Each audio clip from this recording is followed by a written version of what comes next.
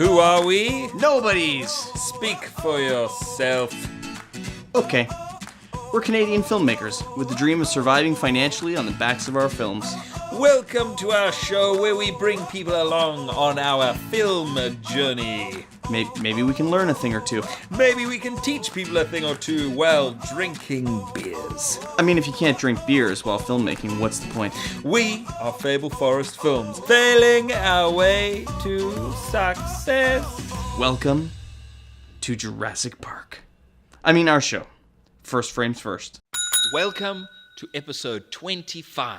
25, special edition of First Frames First. First Frames First, a podcast where we map our filmmaking journey. Cheers. Cheers. And this is a live podcast with 5 people in the audience. Correct. This is the most people that have ever heard us speak at once. So on this show. Show of hands before we get going. Who here has listened to an entire episode of this show before?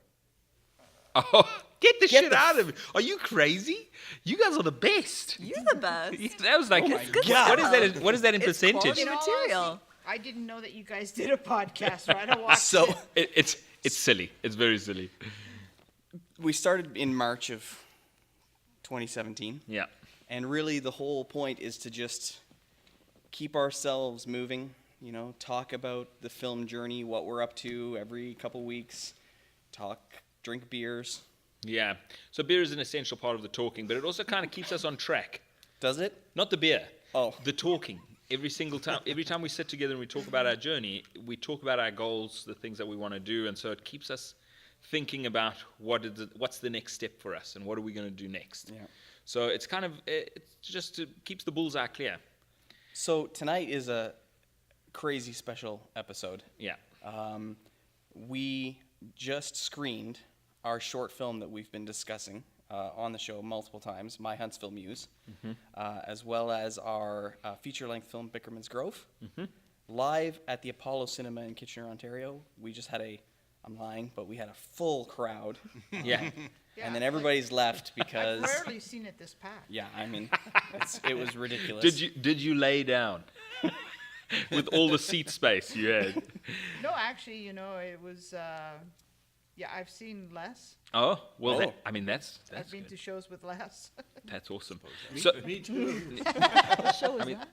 And were they Hollywood shows? Yes. Yes, No. exactly. I've gone to the theater and been the only one in the theater. What movie did you see? It's because I went on a Monday night, so it is a quieter night, Yeah. but I can't remember.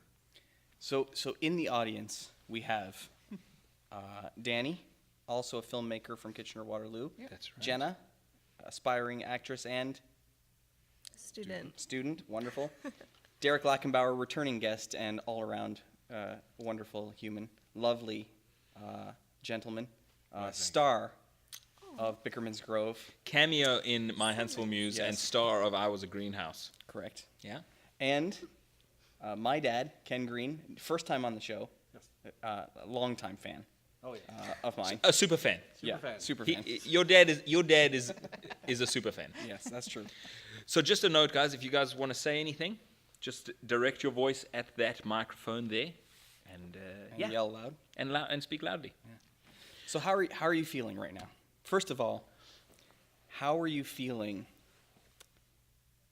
at 3 a.m. this morning? Yeah. Feeling good? No, pretty cranky. Yeah. Yeah, I was pretty crusty because we were busy doing the final effects for My Huntsville Muse and throwing that on, and then doing the final credits, and you think that, and then doing the final color, just to get it out the door, but you think that it's going to be some things are going to be quick and easy, because sometimes they are, but they're not. So and this tends to be a way that I tend to work. And my wife did glare at me and says, "This is always the way you do it. You're up all night the night before." You did just finish filming this like a week ago, right? Did she really sound? She really sounded like When did we finish? Tucker Herman on that one. When did we finish filming this? Filming October the 1st. Oh, okay. I'm sorry. Oh, so it's like Oh. it The was other a day it's that you'd be taken working us till 3 in the months morning to on it. finish this. Oh, jackass. Yeah, my So- fault. You guys, anyone who's listened to the show before, you guys have seen that we've been kind of slow, right? Yeah. We've been enjoying like The beer. yes, the beer, and like months of script writing, and things seem to have really come to fruition in the last Christmas holidays and starting a Winter Wonderland, and that's picking up pretty intense. We've been doing some work for Bell Canada, and that's coming to fruition, and there's some exciting news there. I mean, can we just talk about it, or? Yeah.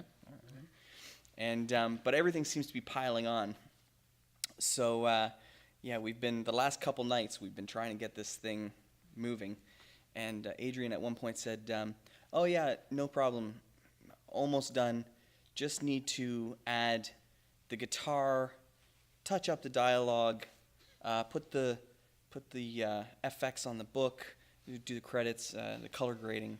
But yeah, we're good. We're almost there. It should be just like a half hour. No, not a half hour. I said one full day. Zach Whitford, welcome to the show. So we're joined by a camera technician Yes. and all-round filmmaking dude, Zach Whitford. Hello. So we met Zach Whitford on the set of Bickerman's Grove. Wait, Okay. is that true? Yeah, it was one of my early. You have to talk at the mic. If you were a filmmaker, you would know that. Oh, yeah. If you had done audio properly for Bickerman. Yeah, he was the. I know. Yeah, doing audio. Yeah, that was one of the first jobs I did. Did you not take part in Malco's little car Nope. short film? No, I eh? did We not. met you on No. Bickerman's Grove. No, Yeah. I worked with Malco on a other short film long time ago, and he just called me up out of nowhere. He's like, "Hey, there's a So bunch of guys that-" so Mike Malco introduced you Yes. to us for Yep. Bickerman's Grove. Yep. Wonderful. And I do have a little question, Yeah. because you know me, anytime I'm around the set or whatever, I'm always asking questions, right? Yeah, It's true. That little camera over there, the red light's flashing, yeah. GoPro. this one is not. Different cameras. It actually is flashing, believe it or not. It just doesn't have a light on the front like that guy does. Okay. This one here has a light on the top, and if you stand up, But you know what? You'll see That it is that flashing. is a great question, because one day you would say that, and then we'd be like, this would be like, oh shit, and then we'd go and switch it off. I was just thinking how you edit, your vodcasts and stuff like that, and then I'm just thinking, they're going to get back, and they're going to only have one view. and we're gonna be so upset that none of you guys are on camera. No, This show is about us. Okay? people. This show is about us. So It happens, right? Yeah, yeah. We were shooting footage. We were shooting footage for one of the Civil War group that meets out in Milton, and I wasn't able to be there, so I sent somebody with the camera, and I got all this beautiful stuff in between the interviews, and not one of the interviews oh no. they had the camera running in between, so like it's like. Oh. And then they go okay, and they set up, and they go okay, so and. Click off. Oh no. And there were people from the States. That was the only opportunity we had to get them. Wait, are you saying that they pressed the record button You when they can get thought they there were turning it faster. off? Totally. Yes. So we And then recorded they were like, and we're ready to everything. go. And so they would hit the record button and turn it off to record, and then they would turn it back on Oh, again that's in between. amazing. Now we got enough footage from them and that stuff, so we were able to do the documentary for them. But we missed out on all this amazing stuff. They had the horses running when taking the sabers and cutting the watermelons, and Oh man. yeah. So it happens. You We must have forget you to must turn the have camera you on. must have broken into cold sweats when you saw Well, that. because I was, I could not be there that one day, and that was the one day that I wasn't there, and it was the one, and she was horrified, absolutely horrified that it Yeah. happened. But it happened, so you work around it. I remember we did an entire, probably the best podcast we've ever done. We went out to Derek's trailer. And the thing about going out to the trailer and having a campfire is that you drink a lot. And it really just smooths the whole evening, Like a lot. And we had our sound engineer, Christian, there, and we had a great 2 hours. Oh, it was the longest podcast we've ever done. Well, I don't know about that, but It was but long. 2 hours of audio suggestions, what to do, what not to do, little stories here and there from the times we worked together, and sound recording engineer. And then when we got back, we realized that nobody had recorded any of the No. sound. No, look, and it's not the sound recorder's fault. It's just it's blame kind him. of it's kind of ironic it happened on his episode. Yeah, But it is ironic. I was in charge of hitting the record button, and I hit the record button, but it was one of those mini SD cards that goes into a bigger SD card. And I put that was in the recorder, and it was the first time I was ever doing that. And the red light was on for I am recording. Yeah. But then when we opened the file was like a second and a half long. And there was nothing there. So something had happened. I mean, even though the guy that presses the button may have, made the mistake, it's really the department head that is ultimately responsible for, the sound quality. And I'm just saying, it's Christian's fault. For an full investigation. Yes, we did. We were No, serious. I was the judge and the executioner. So, Zach, tell us what you thought about My Huntsville Muse. I loved it. Okay, wait for the microphone, you audio. Yes, I get it. Yes, I know. How did you feel about it? Tell I us. loved it. I think it was honestly because it was film noirish in a way, but it was not black and white, right? So it's kind of got that interesting lighting texture, which I really, really like. It was soft. Is that was it like a sepia, or like on your camera you get Yeah. sepia, or is it? Mm-hmm. Yeah, and we actually had a fog machine Yeah. in the house. A beautiful house, like in Stratford, Ontario. A lovely bed and breakfast. Interiors in the same house that you shot the exteriors? Mm-hmm. Yes. Yeah, because that was a nice looking house. Gorgeous, Beautiful. eh? I mean, a wonderful house. And so we had a great, you guys didn't see, but really, really tall ceilings. So we had smoke machine just to give that little bit of mist that you don't quite see. And so Derek would come in, we'd mist the place up, and he'd be, using the. I was the Derek was official, fog guy. multi-talented, and silverware innkeeper cleaner. and silverware Wow. cleaner. yeah. But all of a sudden, the smoke alarm goes off. And the best part was, prior to the smoke alarm going off, somebody said, might have been me. I don't know. Might I have think been it you. was Christian. Yeah. No, so- it wasn't Christian. Somebody said, we're going to set off the smoke alarm. Oh, yeah. And Christian said, Christian said it wouldn't Foreshadowing. happen. it's not smoke. Christian said it's not smoke. It's vapor. vapor. So it's not going to set off the. It sets them alarms. off. It Big time. totally set them off. Yeah. And so we're like, oh shit, open the door, wave it off, and then so we're good. We keep going. We fog the place up some more, and out comes the owner, and he says, "Ooh, you guys set the fire alarm off. Sometimes it sets all of them off in the house, and like the fire department gets called because it's a bed and breakfast." And we're like, whew, we're gonna be fine.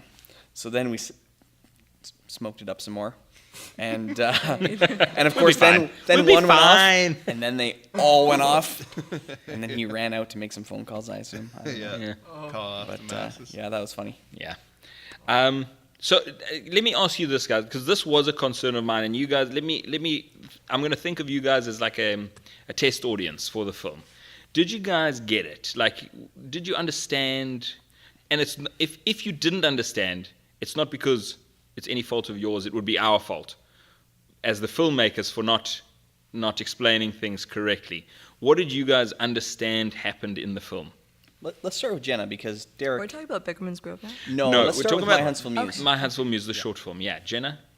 So I got that he was a dying man Mm-hmm. and that he had stumbled into his room and found a woman there.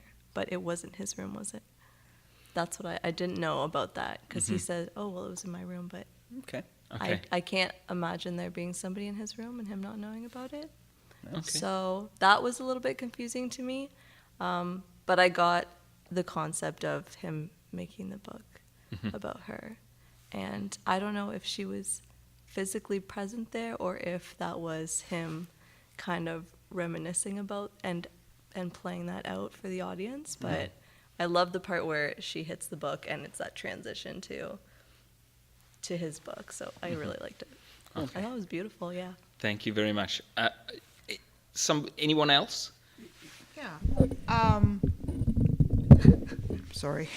I got the sense that the story was set in the present, that she was the protagonist in the story, and she was reading the book, and that's what created this flashback. It was his room, and he was dying, and he found his inspiration in that room. That she wasn't really there.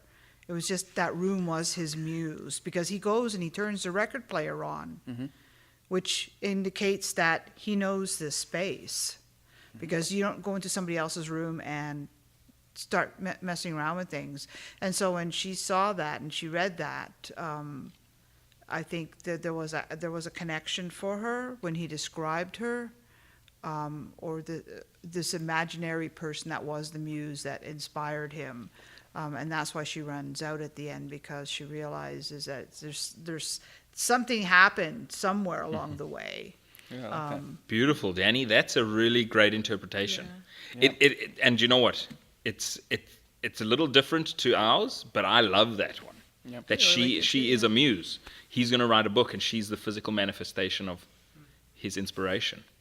That's great. The little reading at the end that you hear of the gentleman. I mean, that basically told the story in the end, really. Like, that's what made it clearer for me. But watching it, you don't really know exactly what's going on until things start to, when he first disappears, it's a case of that, oh, damn, he was never there. You know, that's okay. Yeah. And then she goes running down the stairs, and the door's open, and she's not there either. Good. Oh, Yeah. I mean, Okay, I don't know this how is- much this I is don't know how awesome. much we want to like discuss about our thought process for it. Do we want to just go for it? Yeah, Yeah. absolutely. And because we do, like, our plan for it is to submit to some film festivals and see how it does. I mean, it's a short, so we'll see how we make out. And really, we wanted to not. I mean, we talked about it before, but we hadn't filmed anything in a while, and we really wanted to just. We wanted to film something. Knock right? the rust And, off. Knock the rust off. Yeah. Yeah, because otherwise you can go a really, really long time, not make anything, and you're ready to break somebody's neck. You're ready to snap a spine. Right. I'm ready to karate chop a How about you, karate Zach? chop a How small about you, kid. Zach? What did you think? I'm gonna shoot this over here. For me, I guess I analyze things more of in a technical standpoint. So for me, it's more about the emotional feeling I got from it visually than anything else. And it's definitely a mysterious, charging piece for sure. Like, it just has that mystery to it. It's kind of hard to nail down for me what it was. As far as, like, technically, I can tell you a whole list of things that, like, Sure. gave me that feeling, but it's definitely full of mystery, and then also that it's a sharp piece in a way. Like, it makes a point. What that point is kind of up to interpretation. Love it. You're like I don't understand, but you guys made a point. I didn't get it, but you made a point. Well, yeah. Like, Someone understands can- what is happening here. No, it's good. It's good. Like, just for me, I guess I just see things more in a technical standpoint. Yeah, I am very concerned that people might not understand, it might be too much of a stretch, right? That said, Can I say something? yeah. That is, to me, it's very interesting that, you know, there's 5 people here. Yeah. You guys wrote it. Yeah. There's 5 people here, and there's almost like 5 different interpretations. Well, I'm happy you said that. And yeah, go can on. I say what mine is? I mean, sure, but If before you you do, must, because here's the Push thing. it. Sometimes I speak to my dad, so I don't know what his interpretation is. But the one thing that I want to say is that even though we wrote it, he wrote it. I did nothing. We have argued about what it means. Yeah. So we've also had our own internal discussions many times about this is and I mean we obviously we agree on what it is, but we've also started to play with the before and the after and how it works and what's going on here and some subtleties in it. So it's fun that everybody gets to see a little something. Go ahead. What are your thoughts? So I don't, you know me, I always forget things, so I don't know what true. we talked That's a good about point. yesterday. So, the interesting thing that I found was, or the way I saw it was, here's a gentleman that is dying, and he's already said his goodbyes to the people in his life, and he walks into his room, and basically he's got a room to maybe live out his dying days or whatever, but he walks in there, and there's someone there. So that person could have been, to me, that person was in that room, was in that room 20, 30, 40, 50 years ago, and just happened to be there. And he sees, and then he talks, and then he goes on and explains it, and whatever. And then she gives him the idea of why don't you write a book? But to me, he was just, basically he said it. He said his goodbyes, and he was just gonna, and it just happened to be someone there. Like, there's other movies and stuff like that that have been out there that have, someone has been back in time or whatever, and then all of a sudden they meet. We and James Cameron are like this, right? We did Terminator. We really thought about Terminator 2 Yeah. and how we could bring a love story. Yeah. So that absolutely, Ken. That is So for sure from. So to give you guys a little bit of some insight into our thought process, this house that you see is kind of in and out of time. And you could argue they are both there. They're both there. But they're both there, or they're not. Or they're ghosts, or who they're not. Or what happens if you kind of get some of the feel of it. He's from the 20s, right? He's got the Gatsby look. He's playing an old-timey record with, 1926 music. I mean, you wouldn't know, but kind of an old-timey jazz, scratchy record. And she's a little bit more 50s. 50s, yeah. Yeah. a little bit more prim and proper. She's got the eye makeup and, the lovely hair. Yeah. And so even though she's from a newer time period, she was the one that became the muse for him writing the book that she's ultimately reading. She's so reading his book. Yeah. there is a time Rip. in this place. It's a house. It is a. And do you know what, Danny? I really love your interpretation of it. Mm-hmm. Well, I think the ambiguity of it is the charm of the piece. I, for one, don't think that every story needs to be neatly wrapped up. I don't think you need to, walk out and know all the answers. In fact, I think sometimes the best films are the ones that have you walking out the theater discussing, what the heck was that I just saw? Yeah. Right? And then having that discussion with whoever you went to the movie with. It's like, did you catch that? Or you get that? Or this is what I think. And okay, that's totally not what I thought. And I find those movies much more exciting and much more interesting because of that ambiguity, because they don't neatly wrap everything up in a parcel and give it to the audience. Now, do you think those kinds of films are dying? Or do you think they're emerging? Or do you think they're on the rise? What do you think the trend is? I think it's a small niche that really appreciates that kind of thing. Just speaking with a lot of people at work and stuff about films, and I'll say, "Oh, this was a really awesome movie," and we'll start talking about it, and they'll go, "Yeah, I don't understand why," or they'll go see it and they'll go, "Wow, that was crap." Because I think we live very much in an age of instant gratification. And we want that gratification. We want to be able to go, and we don't want to have to think about it. I don't think thinking films have really ever been as popular as they should be. Yeah. One of the reasons I love Asian cinema, like those martial arts movies, those historical ones, is because they start in the middle of the friggin' story and then they work backwards. And it's beautiful to watch the story unfold. And even if you don't understand it all, it's a masterful way of telling stories. And so by telling stories like you did in the Huntsville Muse with that little bit of ambiguity, that's what made it, I thought, a very charming piece, because it is open to interpretation. Everybody comes away with something a little different, but then we're having this great discussion about it. Yeah. Whereas if you had wrapped it all up and presented it and this is what happened, there wouldn't be as much discussion over it. And I think we need to discuss films to make better films. Oh man, here, there we go. Yes. I mean, we can Award-winning make. podcast. Oh my She's gosh. saying that we need to make better films. That's what. No, I that's think- all I got out of that. I think I'm I just think kidding. I think filmmakers in general need to be more conscious of the storytelling. If the story isn't good, doesn't matter who's in your picture, doesn't matter how much of a budget you spend on your CG, it comes down to the story. And you want the story to move people, to touch people, to inspire people.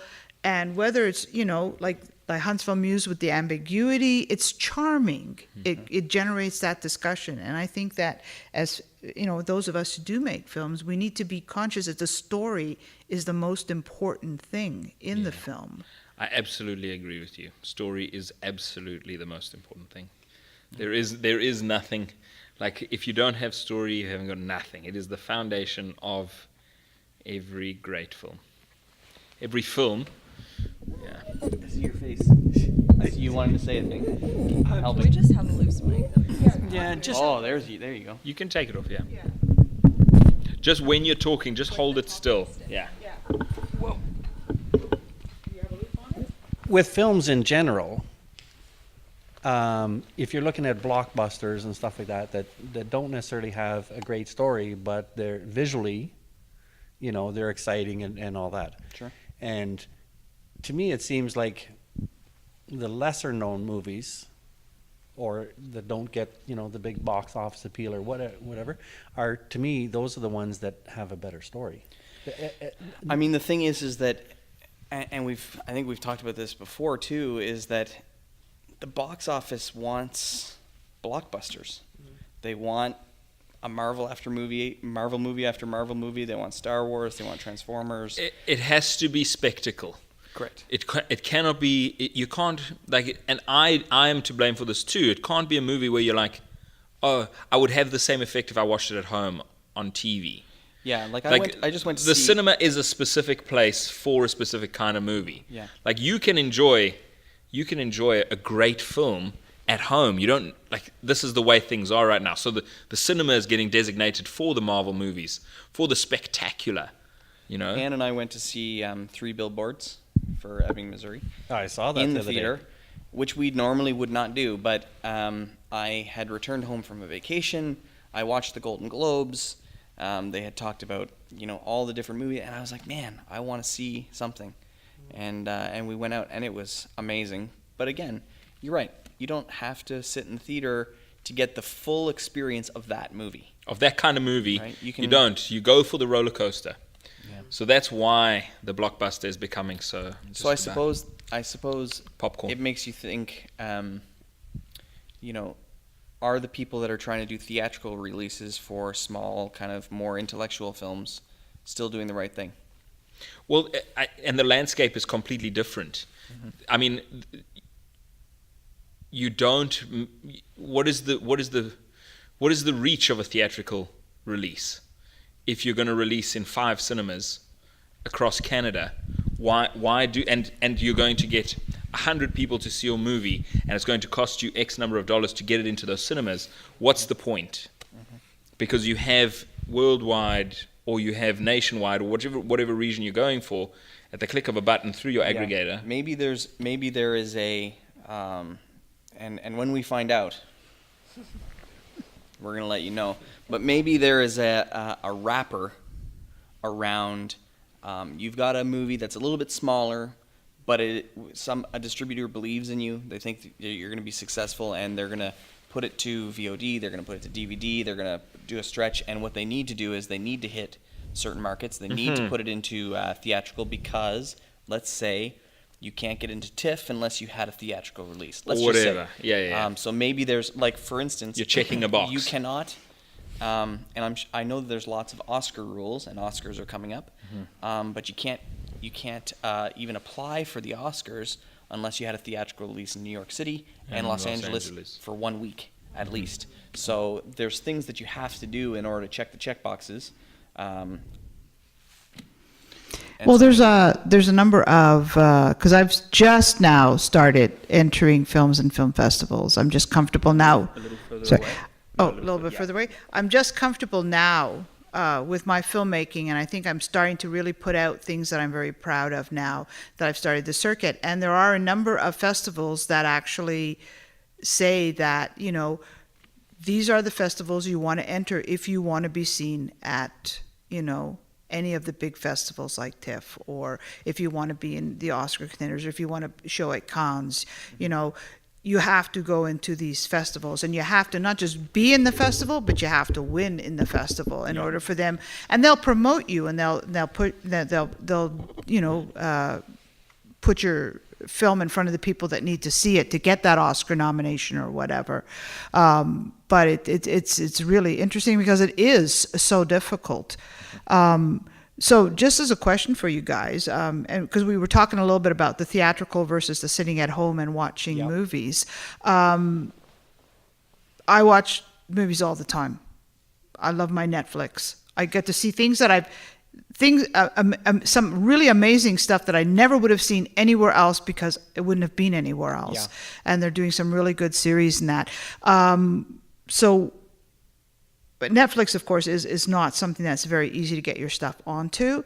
But what do you think about the future of that for small independent filmmakers, like something like Amazon Prime, or one of those sort of internet TV stations, for lack of a better word? And streaming. I think Streaming. that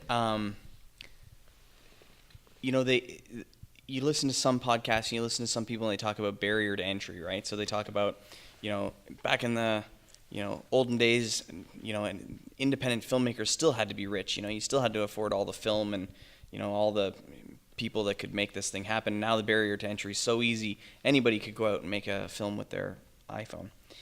And very true. Good movies.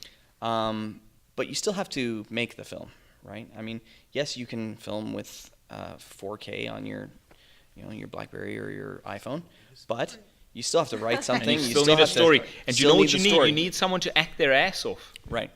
If you don't have if you don't have someone who's going to throw down in front of the camera, Could be perfect, right? yeah, So- you don't have you're standing there with balls in your hands. So Somebody else's. Some of us.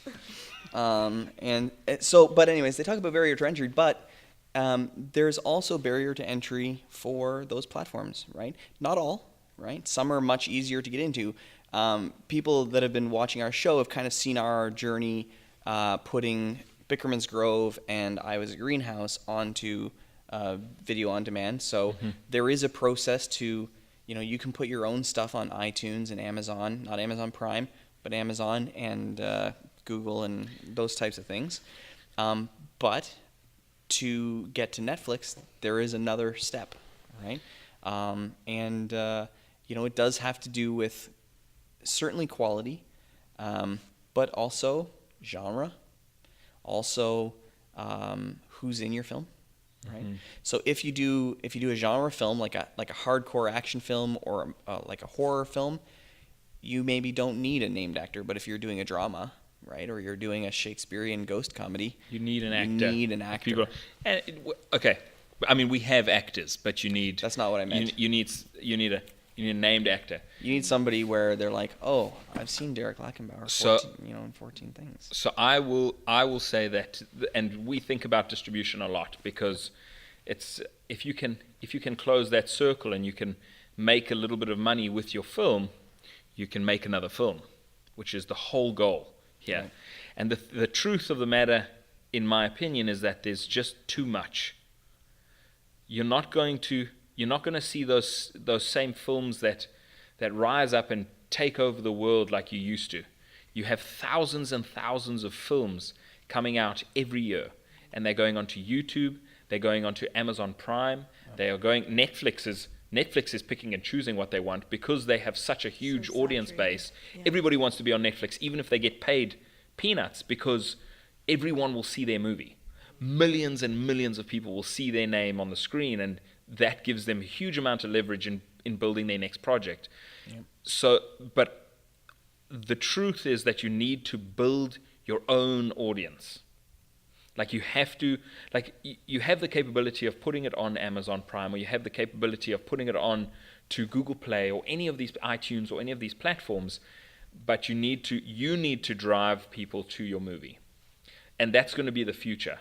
Is you're not going to be able, there will be, lightning will strike, and there will be people who the studios are going to say, you're amazing, we're going to take you and we're going to give you a whole bunch of money to make this thing. But then also they're going to take that person and they're going to say, we're going to give you a whole bunch of money to make our thing. Unless you're a very special person, then those people kind of get the money to make whatever they want.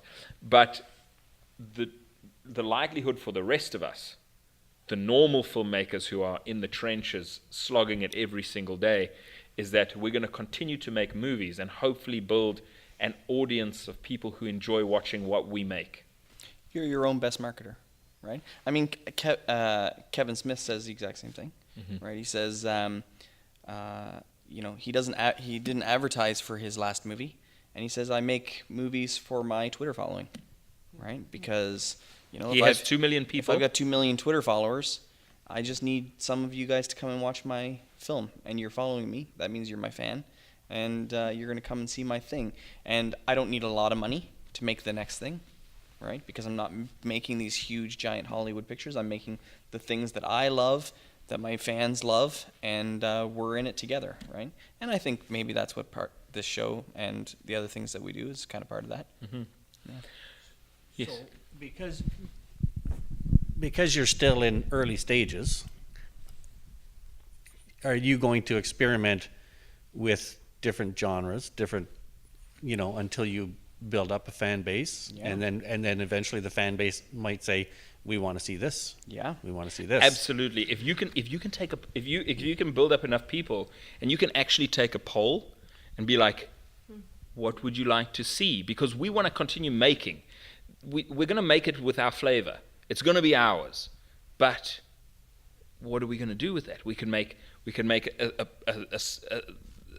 show about postman spies, or we could make a show about alien zombie creatures that are and a murder mystery inside a house. Like, we can do all of these things, and they will still be our films. What do you want to see? Because we want to make. We want to, for us, the fun is in the making. And I think some filmmakers love a particular thing, right? They love a genre. They love horror, or they love intellectual.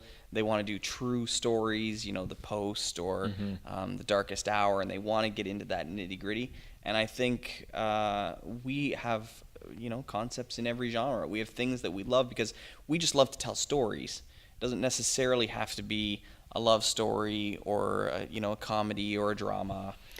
We've got, I think it's things to tell. Yeah, it's about for me personally, it's about a situation. Yeah.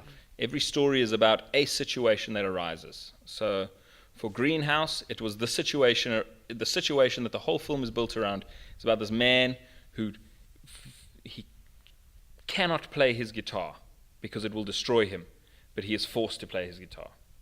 So he gets put into this situation where he has to do the thing that he does not want to do.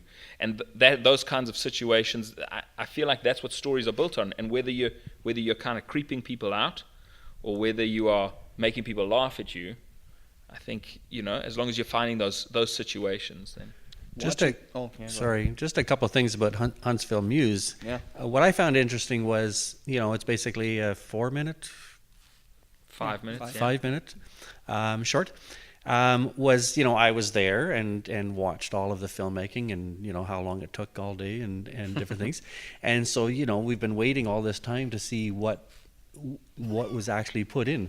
So you're there and you remember, we filmed this like how many times? Yeah. So it was very interesting to see it all come together. I thought it was absolutely fantastic, and it came out beautifully to me. A question I have for you is, how did you get the cork sound? The cork sound. Yeah. So yeah. So yes, we did a lot of Foley. Yeah. I came over to Adrian's house and he had pulled hardwood floor from another room. He was taking his pants off again because he was like, these pants are not going to be, they're not going to have the proper sound. Yeah, I you need can't to have wear you can't wear jean pants when he's wearing suit pants. Right. They're not gonna sound right. So he already had the shoes on. He's trying to take the pants off. He's like, damn it. He takes the shoes off. He puts the other pants on. He puts a jacket on that's 3 sizes too small, and he's making the noises. And we couldn't, he had a cork bottle. He had a bottle with some water in it. or It whatever. was an old whiskey bottle. Old whiskey bottle. And every time he was pulling the cork out, something not right, you know? Like it didn't sound like that. It wasn't cork like noise. It wasn't like dunk enough. It wasn't loud enough. Yeah. So I was like, oh man, you know, way back when we first started this podcast, I don't know what we were celebrating. Your birthday, maybe? I don't know. His lovely wife had purchased him a bottle of scotch called Jura. And of course we were drinking it on the show. My favorite scotch. And the joke on the show was we're gonna pop this open, and it's gonna be It's gonna so be expensive. used. It was $120 bottle of scotch. Right. And let me tell you something. We drank like We 3 crushed quarters the of it. entire. Yeah. So terrible. Anyway, It was my I mean, it birthday was present. delicious. It was. I think it was episode 3. On the podcast, Yeah. we popped the bottle. We were like, "Oh, that sounds really amazing. Let's do it right up to the mic." And then it Right? sounded amazing, and we Now, laughed. A year later, we on the podcast we joke. We were like, we're gonna write down when this happened because somebody's gonna need a cork Foley. And then it was like, And we went back.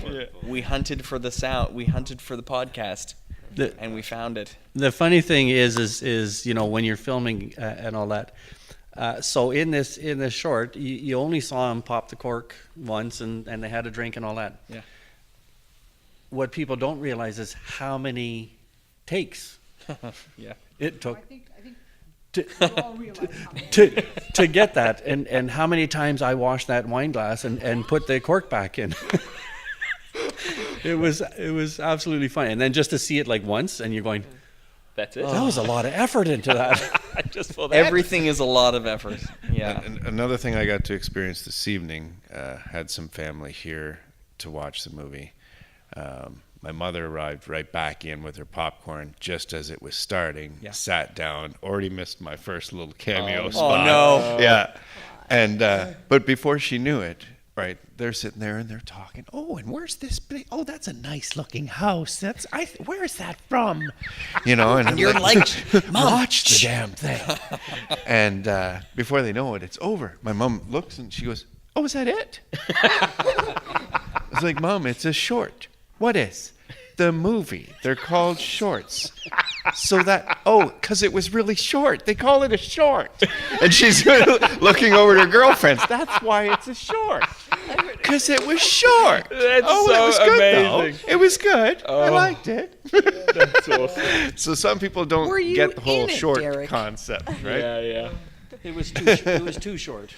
Yeah. So- No, I don't think so. So Derek, tell us how you felt seeing how long has it been since you watched yourself on Bickerman's Grove? Oh, wow. It's I put it on every night of bed. I look at my face and I'm sliding time we deeper and deeper into the abyss. God, I love that line. I love that scene. We of had yours. many funny moments Yeah. making that film. Yeah. In fact, that scene that you just spoke of there had been done better prior. But Adrian, as he was sitting there with the camera, I cracked him up. He was so funny. Derek was so funny. I was holding the camera and laughing. I was and laughing, the whole trying to keep picture it is in, but the bouncing. camera Somebody was else shaking. filming you and make bloopers with that. There's so many of those moments on that set. Yeah. Like cameras shake. 'Cause we Yeah. just couldn't Yeah. hold together. Because people were being funny. It's hilarious. That was- There was good times for sure. All right. It makes me very happy when you're sitting in the audience of, hundreds, Yeah. and people laugh. Yeah. I mean, Oh, yeah. that just It is cool. And do you know what I also enjoyed? Because it's been a while since I watched it, and I did enjoy actually like laughing myself. It's like, oh yes. I mean, there were some things that I was like, oh, you know what I mean? Okay, we'll do better next time. But for some of the things you like, that is cool. You know what's That's great is really enjoyable. you've watched it. I've watched it maybe 4 or 5 times. Yeah. And there's a lot of parts there where I still laugh. Yeah. That are still funny. when we Yeah. You know? when we premiered at Grand River Film Festival, and then we had our big gala at the end of last year, or 2 years ago. It's at the end of 2016. We had seen it so many times, right? Because when you're editing a feature, I mean, you have just You hate Too it. many times. you're like You have to walk fucking away. Yeah, right, man. and you do that, right? You're like, okay, good enough, fine. Well, you do But you know that. what? There's You been do so that much first time. cut, right? And you're like, "Oh wow, the scene is amazing!" And then you start the tweaking and the tweaking Yeah. and the tweaking, and then you Lots put the of work. Foley in, and then you do this, and then you do that, and then you color balance everything. And by the 10 hours after this, 1 minute scene that was so fabulous, you walk away and you go, "I don't even know if it's good anymore." Yeah, Yeah. I can't tell. But putting I've some had phone time. calls from Adrian. I don't know if I like this, man. Yeah. I don't know. See, Is you. it funny? Is this funny? Can you give me some? I don't know if it's funny. I need some validation. Yeah. And Well, so you need that fresh pair of eyes, or you need to just walk away from it and Well, do that's the something thing. else and then come back to it. time. Yeah, Yeah, I really enjoyed it. I really liked some of the performances. Some of the things where I was like, when a year and a half ago, I was like, oh man, I want something different To here. change that. I was like, oh, that was really good actually. That was really funny. Yeah. All right, so shall we move into some trivia? Oh. I think it's time. Yeah, trivia A time. couple trivia questions. Here we go. Do you have the questions? Yeah. They're in the suitcase there. Okay, guys, so for this segment, we're going to whip out some trivia cards. If somebody knows the answer, is everybody going to get one card? Oh, fine. No. No? One? Yeah, Wait, how yeah, does this one. work? That's 7 questions is good. Okay, and Here if we you go. know the answer, Here's one. if you know the answer, go Here's what we beep. do. We read question number 2 for everybody that hasn't seen this show before. There we go. There we go. Don't look at the answer because you're playing in your own game. Oh, sorry. So the answers are in the back, right? Yeah. You want a different card? Yeah, I kind we go. of. Sorry. Don't cheat. Don't cheat. Here we go. Question number 2. So before we begin, we find these trivia questions really hard. So we went to the store and got an easier movie trivia question game. Or more current, more recent. current, sure. Yeah.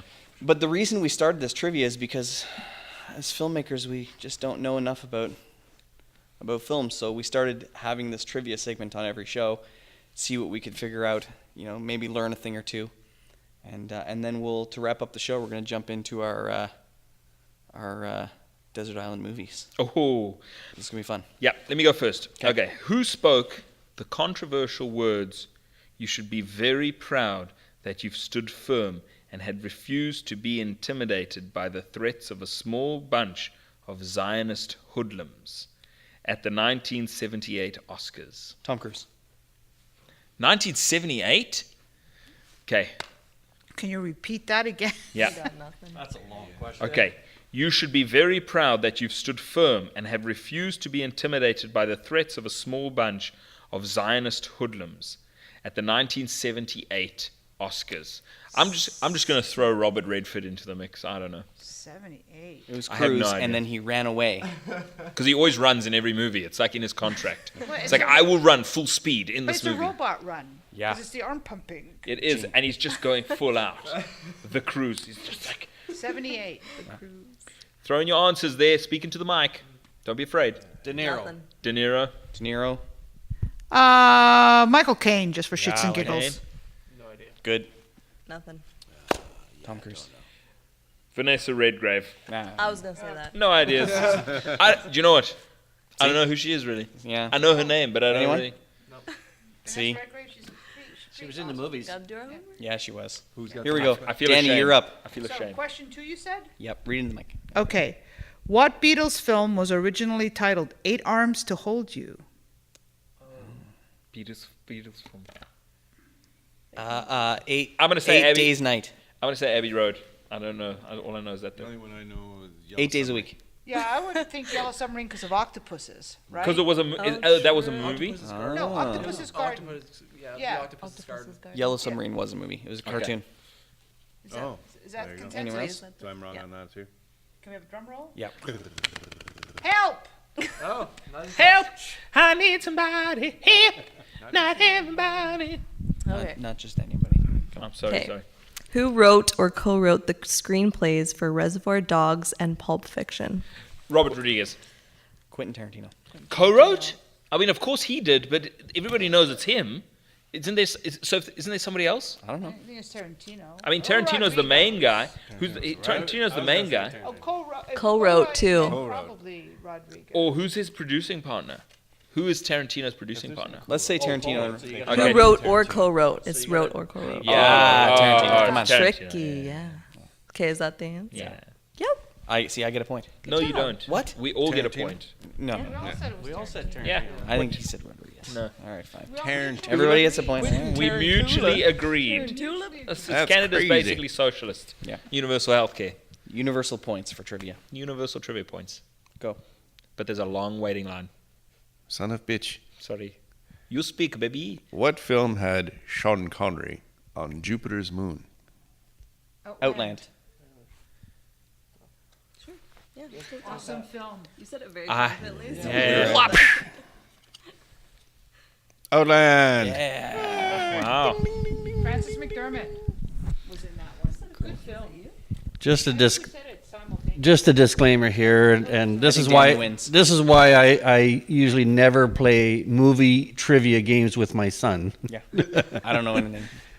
We were at it was Christmas gathering or whatever. So there's Jason and my nephew Mike Wirtz, and here's two guys that are absolutely amazing when it comes to anything and everything about movies, and they're going, "Let's play movie trivia, us two against all of you." Sorry, Vanessa Redgrave. Yeah. Sorry, I don't know who you are. Here we go. So, on that note, Number 2. what does James Caan's character use to kill Kathy Bates in Misery? Ice pick. Nope. No. That's in Basic Instinct. I know she uses the hammer on him. Yeah. lead pipe in the kitchen. Doesn't he like use it? I thought it was like a typewriter. Like a typewriter? He Yeah. drops on her head He or might crush the something. typewriter, With yeah. a typewriter. I'm going with that. I was going to say baseball bat. Okay, I'm going to say statuette. Yeah, I think Derek. Male or female? A male. She held him by the junk. A typewriter. There you go, Derek. Good Nice. one, Derek. D-Man takes it. You're going through the movie. Yeah. Yeah, I'm trying to think of that scene. All I can remember is the sledgehammer. I don't remember. Oh, that was horrible.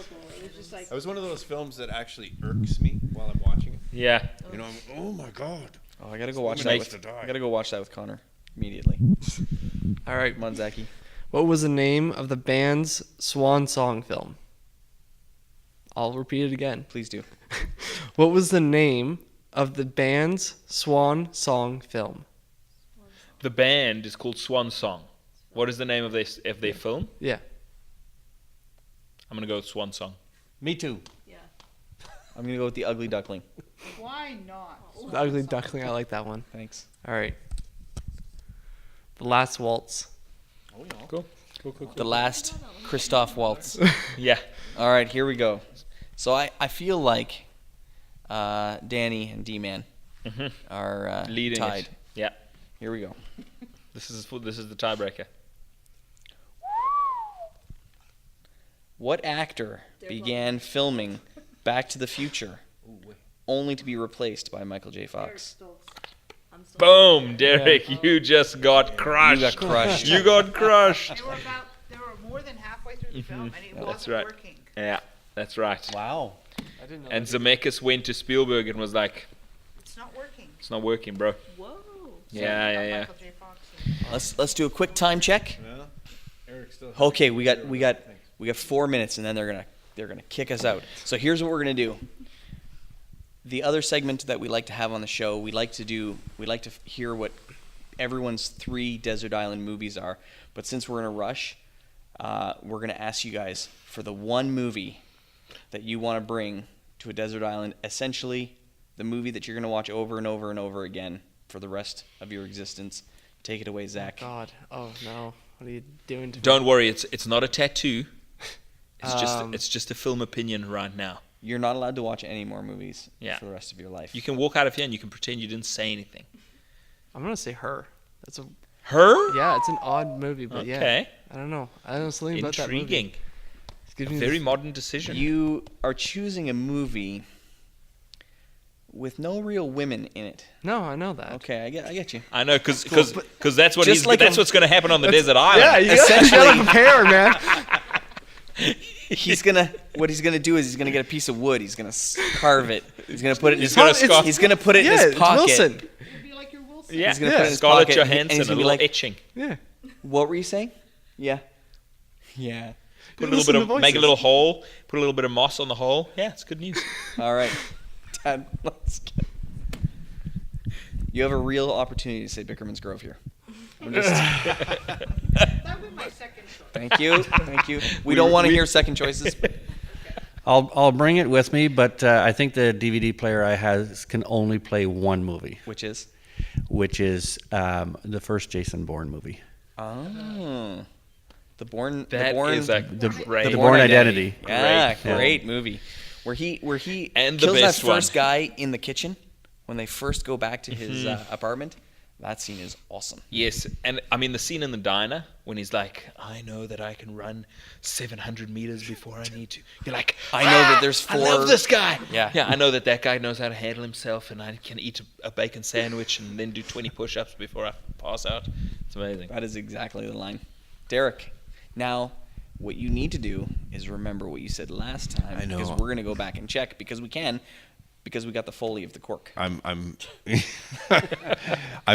struggling. How good is right your at memory? this You're time. struggling to think of your movie. because now you've gone down to one. See what's happening? Lights, quick, Yeah, quick, what- give it to Jenna. Okay. Coming back to you. Fight Club Boom. on an Yeah, island. yeah. Yeah, I like Yeah, that. That'd be cool. that's a great one. So can I just say, because I like to throw in commentary. I just watched Fight Club for the first time with my 14-year-old, and I let him watch stuff, you know. But every once in a while, we're watching something, and there's a moment that I forgot was in there, and when she says, "I haven't been fucked like that since grade school," I went, Danny, Oddly, Jaws. Jaws. It's my go-to movie. I've watched it probably 5, 6, 7 dozen times. Spielberg was brilliant in how he filmed it. The shark didn't work, which made a better movie. I learned so much, and if I have doubts about my filmmaking, I always pull out Jaws and watch it. Fantastic. Back to you, D-Man. I'm still fighting with Good, my good. two, so I'm gonna go to no. That would be weird. Back to the Future. Oh, The original. I just watched the three of them. All right, and I will take this today. I will take. Do you know what? I'll take V for Vendetta today. Oh, I was my second. I watch V for Vendetta every year. Derek has not seen it. What? Okay, this year.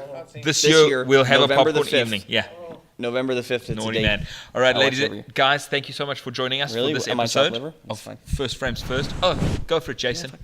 No, go tell us your movie. today I'm Thank gonna you for say- joining us for First Frames First. Thank you for having us. Yeah, you're very welcome, Jason. Just get it out there so that we can end the show. This year, this show, it's Thank Bloodsport you with for Jean-Claude Van Damme. Bloodsport. High five, man. I love that I movie. love that movie as a kid, man. Everyone, guys, thanks for sitting with us. Okay, USA. Awesome, Guys, thanks, thanks so much for joining us. You know, guys. You guys don't often get this, but hey. I mean, that's amazing. And this is a real applause. It's not a Love fake one. Yeah.